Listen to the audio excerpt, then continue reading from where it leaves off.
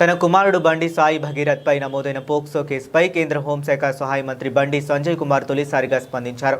తన కుమారుడిని ఒక నేరస్తుడిగా చిత్రీకరించే ప్రయత్నం జరుగుతుందని ఆయన తీవ్ర ఆవేదన వ్యక్తం చేశారు.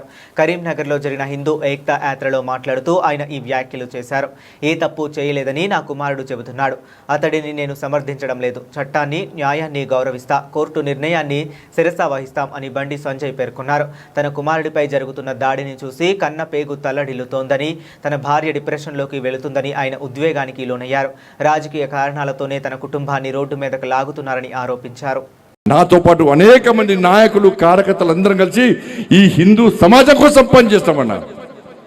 మీరే కుటుంబం అనుకున్నా, నేనైతే మీరైనా కనుక్కున్నా. మీ ఇంట్లో పెద్ద కొడుకులకు ఉన్నానా, మీకోసం పనిచేస్తున్నా. మీరందరూ బాగుండాలని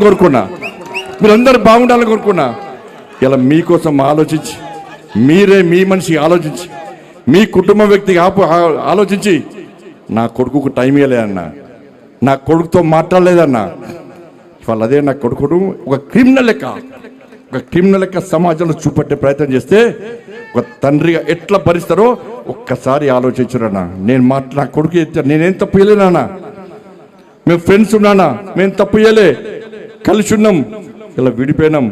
నేను ఏ తప్పు చేయలే, నిజాయితీగా బయటికి వస్తా అని చెప్పి ఇలా నా కొడుకు ఎప్పటికీ నేను సమర్థిస్తలేనన్నా. తప్పు ఎవరు చేస్తా కూడా నా కొడుకైనా సరే, ఎవడైనా సరే చట్టం ముందు సమానులే. నా కొడుకు తప్పు